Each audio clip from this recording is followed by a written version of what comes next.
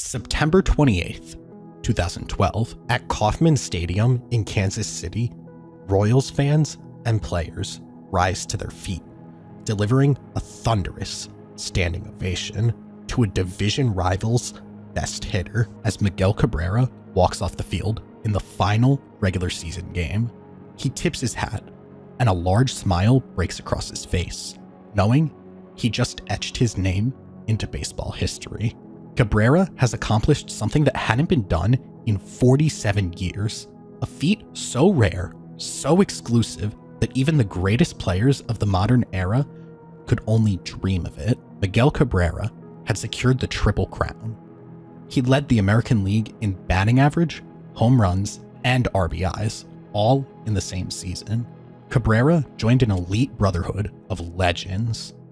But as Cabrera soaked in the applause, one question still loomed. Would this be the last Triple Crown we'd ever witness?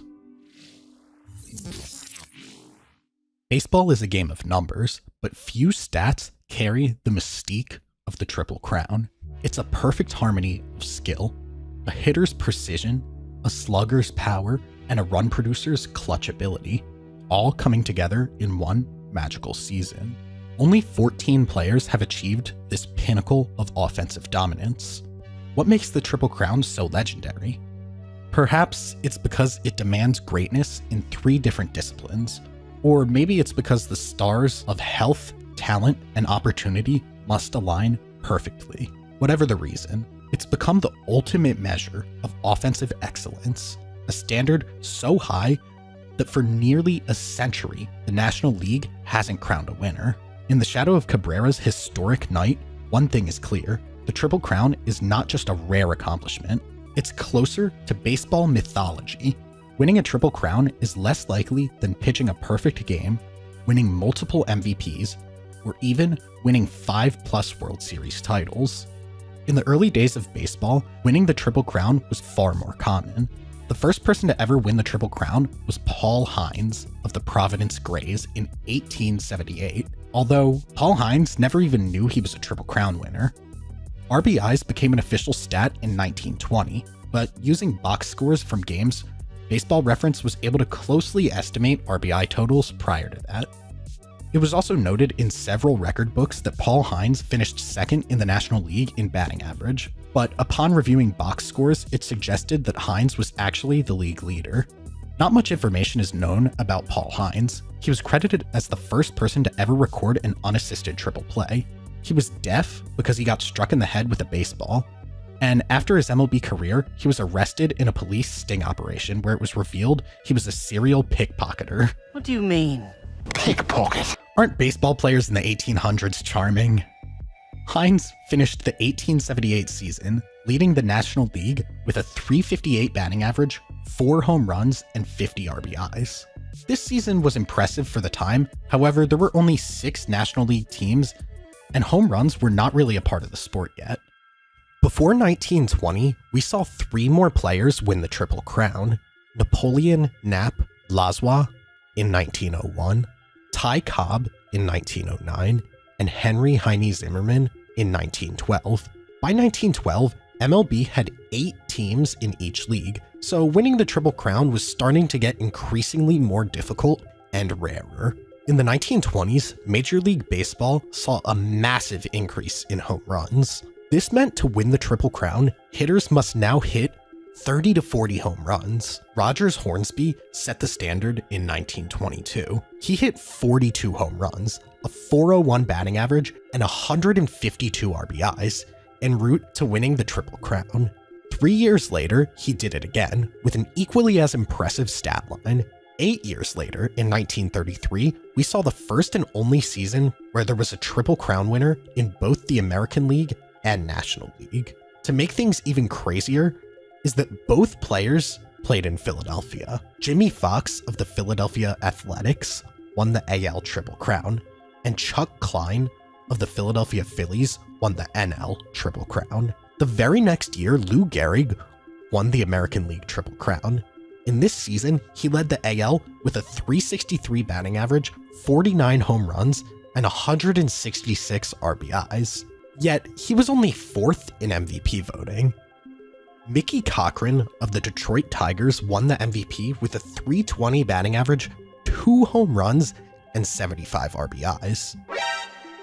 Which is kind of ridiculous. Unfortunately, in the 1930s, it didn't matter if you won the Triple Crown. The MVP would go to the best player on the team in first place. And Cochrane's Tigers were 7 games ahead of the Yankees in the American League standings. Let's be honest, this was one of the worst MVP robberies of all time. Luckily, in 1937, the MVP voters had a little more common sense and gave the NL MVP to Triple Crown winner Joe Medwick, despite his Cardinals finishing 4th place. This Triple Crown is actually really significant since, to this day, nobody, since Joe Medwick, has won the National League Triple Crown. For almost a century, we have seen players come incredibly close, but we're still waiting for a new hitter to take this throne.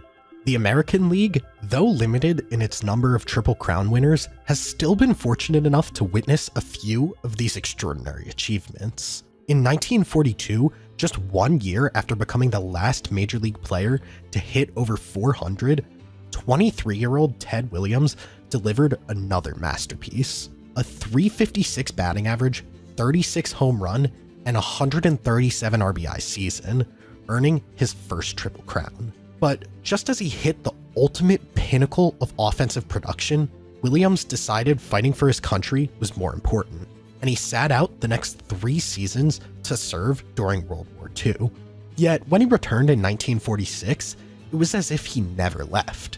That year, he narrowly missed leading the league in all 3 categories, but still walked away with the AL MVP. And then came 1947, a season that cemented Williams' legendary status. With a .343 average, 32 home runs, and 114 RBIs, he captured his 2nd Triple Crown, a feat only 2 players in baseball history can claim. Between 1941 and 1949, despite losing 3 prime years to military service, Williams led the league in batting average 4 times, home runs 4 times, and RBIs 3 times. Ted Williams might also be the only player with a career Triple Crown. Let me explain. If you look across all MLB hitters from 1939 to 1960, which is the span Williams played in the majors, he led all hitters with a .344 average, 521 home runs, and 1,839 RBIs. And again, he missed 3 years of his prime. It wasn't just dominance, it was a blend of precision, power, and unrelenting consistency that made Ted Williams one of the greatest hitters the game has ever seen. Through the 40s, nobody else even came close to Ted Williams' dominance. But in the 50s, a new man joined Major League Baseball who was arguably just as talented. Mickey Mantle got his name because his dad was a huge baseball fan and named him after the 1934 MVP winner, Mickey Cochrane. Yeah, it's that same jabroni we mentioned earlier who stole the MVP from Lou Gehrig. But Mickey Mantle quickly became the best Mickey to ever play in the majors. He could do everything on the baseball field at an elite level, from running, fielding, hitting for contact, and power, all while switch hitting. It was only a matter of time before he would win the Triple Crown. And in 1956, he put it all together, slugging a .353 batting average with 52 home runs and 130 RBIs. His 52 home runs was 20 more than second place Vic Wertz. Through the rest of Mantle's career, he led the league in home runs a few more times, but never put it together with RBIs or batting average, and never won another Triple Crown. In the 60s, there were quite a few threats to win the Triple Crown. Harmon Killebrew led the American League in home runs, RBIs, and on-base percentage, multiple times. The only issue was he was one of baseball's first home run or bust hitters, and his batting average typically sat around .250 during this time. Willie Mays at this time led the National League in batting average once and home runs multiple times. Although, unfortunately, he was often pitched around and did not have great lineup production in front of him, so he was never able to lead the league in RBIs to complete a Triple Crown. Also throughout the 60s, Frank Robinson had some pretty close calls to win the NL Triple Crown, but Willie Mays always had him beat in home runs. In 1966, luckily, Frank Robinson was traded to the Baltimore Orioles. And in the American League, this opened a path for him to win the Triple Crown. You know, I went to spring training and said, I'm gonna win the Triple Crown. You did? Of course I did. No way. No way. Heck no.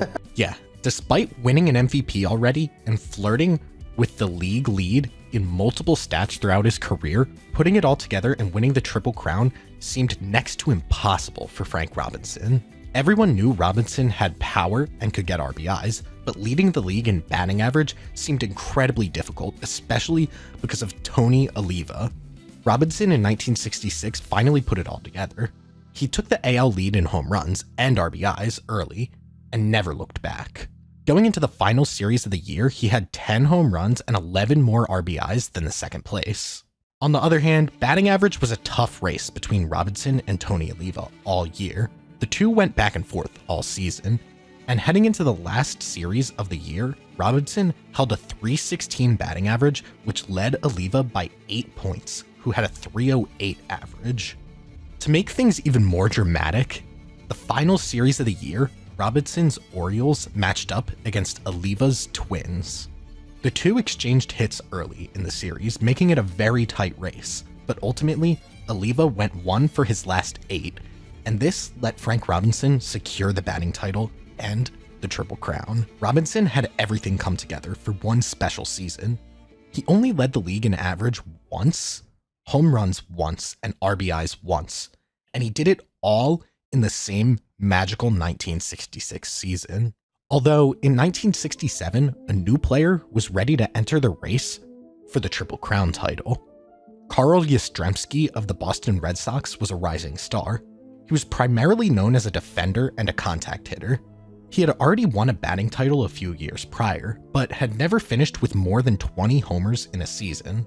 The Red Sox were one of the worst teams in baseball the prior year, and to turn things around, Yastrzemski had to improve his game even more. And right out the gate, Yastrzemski was destroying the ball. By July 16th, he'd already passed his career-high home runs and was also leading baseball with a .324 batting average.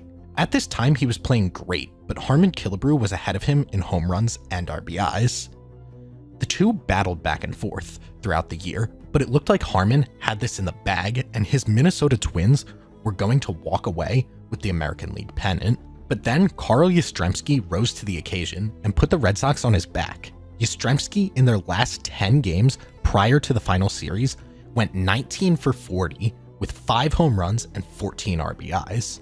This strong stretch helped him tie Harmon Killebrew in home runs heading into the final series. The final series was set, and sure enough, Yastrzemski's Red Sox faced off against Killebrew's Twins. This 2-game series wasn't just a race for the Triple Crown, but a race for the AL pennant. The Twins led the Red Sox by a mere 1 game. Game 1 started off, and the Twins jumped to an early 1-0 lead. Then, in the 5th inning, the Red Sox tied it up, and Yastrzemski kept it going by driving in an RBI single to put the Red Sox up 2-1. In the 7th inning, Yastrzemski continued off of this and showed everyone how special this year was. Deep to right field. Number 44. Yastrzemski's homer put the Red Sox up 6-2 and gave him the AL lead in home runs. Sure enough, in the top of the 9th inning, Killebrew tied him again with a homer of his own. But what mattered most was the Red Sox walked away with the win and were now tied for first place heading into the final game. In the final game of the year, Yastrzemski led the way as he went 4 for 4 with 2 RBIs. The Red Sox had won the pennant, and Yastrzemski had officially clinched the Triple Crown. His final stat line for the year was a .326 average, 44 home runs, and 121 RBIs. This Triple Crown run was truly unpredictable, and Yastrzemski's hot final month not only carried him to the Triple Crown, but led the Red Sox to the pennant. Every pitch, every inning, every play, you were focused on winning. I don't think I would have ever won a Triple Crown if we hadn't been in that pennant race. After Yastrzemski's Triple Crown run, it got increasingly harder. The major leagues added more and more teams, and even some of the best hitters in baseball history struggled to put all three stats together. Through the 60s and 70s, there were some really close calls. In 1969, Willie McCovey led the NL with 49 home runs and 126 RBIs, but missed out on the batting average lead to Pete Rose, who hit .344 that season, which was 24 points more than him. Then in 1972, Dick Allen of the Chicago White Sox put together an insane season. He led the AL in home runs with 37 and RBIs with 113. Unfortunately, Allen's .308 batting average was third in the AL, with Rod Carew beating him out, who hit .318. What's crazy and shows why the Triple Crown is so hard is the fact that these seasons, Willie McCovey and Dick Allen got on base way more than the person who beat them in batting average.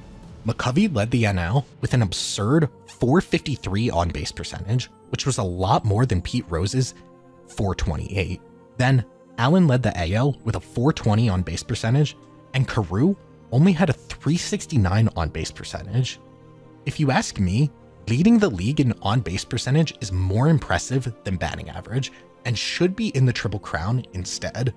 Although to counter that, leading the league in batting average is definitely a different skill set and helps make this even more rare. From the 70s through the 90s, there were some dominant contact hitters who consistently led the league in batting average, but never hit home runs. Rod Carew dominated his era, leading the league in batting average an impressive 7 times. Tony Gwynn was even more prolific, claiming the batting title on 8 occasions. Then Wade Boggs won it 5 times, while Bill Madlock, Pete Rose, and George Brett each captured 3 or more batting titles. Despite the elite contact hitting from these players, none of them ever hit over 30 home runs, so they were never Triple Crown contenders themselves. Instead, they just served as spoilers over this 30-year span and prevented the game's best all-around hitters from winning. For instance, George Foster, Jim Rice, and Mike Schmidt all had seasons where they led the league in home runs and RBIs, but lost out on batting average despite hitting well over 300. In 1997, Larry Walker had one of the best offensive seasons in baseball history. He hit for a .366 batting average, 49 home runs, and 130 RBIs. And somehow, he didn't win the Triple Crown, even with this stat line. And maybe Walker's success prevented him from capturing the award. Walker typically batted third, and Andres Galarraga hit fourth. Walker led baseball with an unreal .452 on-base percentage. So this meant he was always on base for Galarraga, who would drive him in, and unfortunately this led to him getting 10 more RBIs than Walker and leading the NL in this department. I guess it didn't fully matter since, of course, Tony Gwynn hit for .372, just merely beating Walker in this category as well. The fact that a .366 average, 40 home runs, and 130 RBIs didn't win a Triple Crown really puts into perspective how hard it is to win the Triple Crown. Now, you can't talk about Triple Crowns without at least mentioning the best hitter of all time, Barry Bonds, and boy did he have some close attempts. In 1993, he led the NL with 46 home runs and 123 RBIs. He even hit .336. Nonetheless, the NL was loaded this year, and 3 guys finished ahead of him for the batting average title. Then, in 2001, Barry Bonds had probably the best offensive season in MLB history. He hit an MLB record 73 home runs with a .515 on-base percentage and a .259 OPS+. There were 2 problems that prevented him from getting the Triple Crown. 1. His .328 batting average, while still impressive, wasn't enough to lead the NL. And 2. He was walked more than any player in baseball by 60 walks, so his RBI opportunities were limited. In the next season, Barry Bonds solved one problem and hit .370, which led the NL. This increase in batting average should have been enough to get him the Triple Crown with his power, but pitchers feared Barry Bonds so much that they refused to throw to him. He was intentionally walked 68 times this year, which was an MLB record, and if he wasn't getting intentionally walked, pitchers would just pitch around him and not give him anything to hit. He also broke the MLB record with 198 walks this season. This took away over 1 at-bat a game for him. Bonds still hit a homer about every 8.5 at-bats, but the lack of at-bats hurt his Triple Crown campaign, and he finished 2nd in home runs and 6th in RBIs. In 2004, Bonds put together another insane season, worthy of a Triple Crown. He led baseball with a .362 batting average. Though, if you think 2002 was bad with the intentional walks, 2004 was even worse. Bonds was intentionally walked 120 times this season. This was almost double the amount of times he was intentionally walked in 2002, and it was 4 times as much as the next most player in baseball history, Willie McCovey. Bonds had 52 more walks than any other player ever had. And unfortunately, the walks resulted in him not recording an at-bat in 39.5% of his plate appearances. It was almost as if he missed 40% of the opportunities with how much he walked. Bonds still managed to hit 45 home runs and get 101 RBIs in the limited at-bats. Though this was not enough to win the NL Triple Crown. We easily could have seen Bonds win a Triple Crown in one of these years. Just the fear he instilled in opposing pitchers and the lack of protection behind him in the lineup limited his opportunities to get even more home runs and RBIs. After Barry Bonds, there were 2 hitters who showed potential to claim the Triple Crown: Albert Pujols and Miguel Cabrera. These 2 sluggers both had some very great attempts. Albert Pujols led the NL in home runs, batting average, and RBIs across various years, but never put it all together in one season. From 2001 to 2010, Pujols hit over .312 with 30-plus home runs and 100-plus RBIs in every single season. His peak was one of the best in baseball history. However, during this span, he often lost out on RBIs and home runs to Ryan Howard or Prince Fielder by a small margin. As for Miguel Cabrera, from the moment he entered the majors, he was one of baseball's best hitters. He spent his first 4 years with the Marlins and made the All-Star game in all 4 of his first seasons. He was a rare talent that could hit the baseball to all parts of the field for both contact and power. Cabrera was traded to the Tigers in 2008, and this was when he elevated his game even more. In his first season with the Tigers, he led the AL in home runs, then 2 years later he led the AL in RBIs, and in 2011 he led the AL in batting average. Cabrera at this point had shown that he could lead the league in each stat, but in 2011 he struggled to produce RBIs and home runs. And these struggles were mainly due to the fact that he was walked 108 times. The limited opportunities hurt Cabrera's chances. After watching Barry Bonds struggle with the Triple Crown, we all know that it's not just about being the best all-around hitter in your league. You also need to have protection in the batting order so pitchers don't pitch around you. And right as Miguel Cabrera entered his prime age 29 season, the Tigers made a huge move to give him the best protection you could ask for. Chicago White Sox, they lead 1-0, and Fielder sends it high and deep, and right on cue, Fielder hits it out, and we are tied. 1-0 pitch, high fly ball down the right field line, way back and hit the catwalk. Oh, it's a bomb off the bat of Prince Fielder. Once the Tigers added Prince Fielder, everything changed for Miguel Cabrera. He walked about half as much this season due to pitchers not being able to pitch around him anymore. Before the All-Star break, Cabrera hit 18 home runs, drove in 71 runs, and posted a .324 batting average, already impressive, but not quite Triple Crown worthy at the time. After the break, Cabrera took his performance to another level. He hit .337 and blasted 26 home runs. The home run race in particular became a nail-biter. Cabrera faced off against stiff competition from sluggers like Adam Dunn, Josh Hamilton, Curtis Granderson, and Edwin Encarnacion. On August 31st, Cabrera had 33 home runs, trailing the league leader Adam Dunn by 5, and also putting him behind Hamilton and Encarnacion. He was also 3 RBIs behind Hamilton and 6 points behind Mike Trout in batting average. By September 15th, he'd upped his total home runs to 36, but now trailed Hamilton by 5. At that point, the Triple Crown seemed unlikely, with Hamilton and Trout also still holding slim leads in RBIs and batting average. However, in the season's final 2 weeks, Cabrera went on a historic tear. From September 15th to 30th, he launched 7 home runs. Heading into the last series of the season in Kansas City, Cabrera was tied for the AL lead in home runs, held a 9 RBI advantage, and had overtaken Trout in batting average, thanks in part to Trout's late season slump. The dream of the Triple Crown was becoming a reality.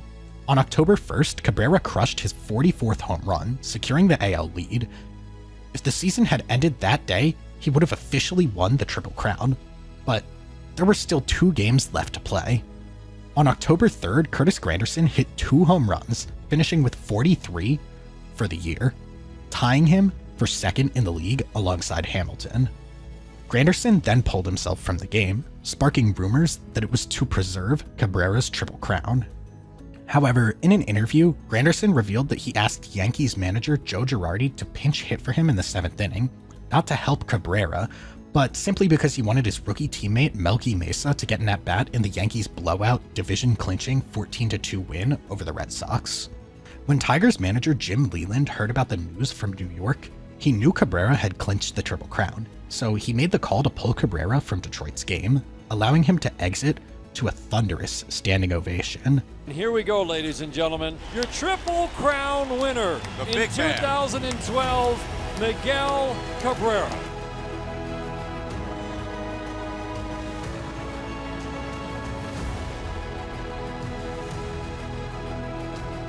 It was a moment Tigers baseball fans will never forget. Miguel Cabrera finished the 2012 season with the American League leading .330 batting average, 44 home runs, and 139 RBIs. After so many close attempts by Hall of Famers, Cabrera was finally able to say he did something that none of them could. It was truly one of the greatest seasons in baseball history, and it couldn't have happened to a better person. It took 45 years for someone to finally reach the Triple Crown again, and this was just in the American League. As of 2025, the National League Triple Crown has not been achieved in 88 years. This begs the question, will we ever see the Triple Crown achieved again? The answer is still unknown, and after Miguel Cabrera, there were actually some insanely close attempts. In 2018, in Christian Yelich's first year after being traded from the Marlins to the Brewers, he broke out and put together one of the closest Triple Crown runs ever. What is it with these guys after getting traded from the Marlins? Through the 2018 season, Yelich did everything. One game, he went 6 for 6 and hit for the cycle. Yelich prior to this season wasn't much of a power threat, but when he increased his launch angle, he all of a sudden became one of baseball's top home run hitters. Yelich ran away with the NL batting title, with a .326 average, 16 points more than second place. Home runs and RBIs, on the other hand, were a down-to-the-wire race. Yelich, Nolan Arenado, and Trevor Story went back and forth leading baseball in home runs. Then, for RBIs, Yelich, Javi Baez, and Nolan Arenado all went back and forth as well. With 3 games left in the year, Yelich was tied with Trevor Story and Nolan Arenado for home runs, and 5 RBIs away from Javi Baez. Yelich in the last 3 games picked up 2 home runs and 4 RBIs. Unfortunately, he fell 1 RBI short of Baez, and Arenado hit 4 home runs over the last 3 games to beat Yelich out by 2 as the NL home run leader. This was truly one of the closest attempts ever, and not many players can say they were top 3 in each of the Triple Crown stats in 1 year. When asked about this Triple Crown run, Yelich said, "You never think of being in the conversation for the Triple Crown. You don't even dream about that. It's a dumb dream. It's something you just have to embrace and not shy away from, but realize that, hey, we've got a bigger team goal." Regardless of the Triple Crown race that year, Yelich carried the Brewers offense to the best record in the NL and 1 game away from making the World Series. This season should always be remembered. Yelich now doesn't quite have the power that he used to, so it's unlikely he'll achieve a Triple Crown. Although, right now there are a handful of players who have the ability to lead baseball in each of the 3 stats. Ronald Acuna Jr. is the first player who it seems realistic with. He hit 40 home runs twice in his career, and also had a season where he hit for a .337 average. He's coming off a torn ACL, so he's not the top candidate, but he should be in the conversation. Then you have to consider Juan Soto, who's hit 40 plus home runs, led baseball in batting average, and is only 26. Similarly, Vladimir Guerrero Jr. is a sneaky good candidate. At only 22, he had a season where he hit .311 with 48 home runs and 111 RBIs. Vladdy has not had a power surge like this since, but in 2024, he hit .323, showing that if he can regain some power, he can be in the race. Despite the incredible talent of these players, two stand out as having the best chance to win a Triple Crown. The first is Aaron Judge. He's put together several incredible seasons, some of which might have been Triple Crown worthy in other years. Everyone remembers Judge's historic 2022 season, where he shattered the AL home run record with 62 bombs. But what often gets overlooked is how close he came to winning the Triple Crown that year. Judge led the AL with 131 RBIs, and going into the final 2 weeks of the season, he also held the lead in batting average at .317. However, as he pushed hard to break the home run record, his average started to dip. By the end of the season, it had fallen to .311, allowing Luis Arias to take the batting title with a .317 average. Then, in 2024, Judge made another strong run. He led the AL with 58 home runs and 144 RBIs, and even posted a career-high .322 batting average. In many seasons, that average would have been enough to win the batting title, and actually would have led the National League this year. But once again, he was denied the Triple Crown, as Bobby Witt Jr. led the AL with a .332 average. Judge has no problem leading in home runs and RBIs, and there's a good chance he'll continue to dominate those categories in the future. The biggest challenge for him will always be batting average. There's always going to be those pure contact hitter guys who will make it difficult for him to lead in this category. But if everything falls into place, he has a real shot at pulling ahead one day. The player with the best chance to win a Triple Crown, however, is none other than Shohei Ohtani. In 2024, he came incredibly close, yet hardly anyone was talking about it. Ohtani completely dominated in home runs and RBIs. It wasn't even a contest, but his average seemed like an impossible hurdle. As late as September 18th, he was hitting .287, while Luis Arias led the NL with a .320 average. Then, Ohtani went on one of the hottest stretches of his career. Over the next 9 games, he went 26 for 39, while Arias struggled, going just 5 for 28. By the final weekend of the season, Ohtani had closed the gap to just 5 points. On Saturday, September 28th, Ohtani went 2 for 5, raising his average to .310, while Arias didn't play, bringing the margin down to just 4 points. That meant everything came down to the final game. If Ohtani could go at least 3 for 4 and Arias would go hitless in 4 at-bats, Ohtani would win the batting title and complete the Triple Crown. It would have been an unbelievable finish, but in the end, Ohtani went just 1 for 4 and Arias held on to win the batting title. If there's anyone in today's game who could achieve the elusive Triple Crown, it's Shohei Ohtani. Year after year, he redefines what's possible, pushing the limits of the game in ways no one else has before. He checks every box: elite power, a high batting average, and the ability to drive in runs at a historic pace. And not only that, he can pitch too. Now that he's a part of the best lineup in baseball, he has an even greater opportunity to put up staggering RBI numbers. Unlike sluggers of the past who were pitched around like Barry Bonds, Ohtani is surrounded by so much talent that the opposing pitchers have no choice but to face him. The stars may finally be aligning for him to break the National League's 88-year Triple Crown drought. What makes the Triple Crown so special is that it stands apart from many other baseball records. Unlike achievements that were tainted by the steroid era, every Triple Crown winner in this century has been a true ambassador of the game, respected, beloved, and never accused of cheating. That purity only adds to the prestige of this already rare accomplishment. Across all sports, winning a Triple Crown is one of the hardest feats to achieve. Demanding a perfect blend, power, consistency, and clutch performance over an entire season. If someone can pull it off, it won't just be another historic achievement for them. It'll be one of the greatest milestones in modern baseball history.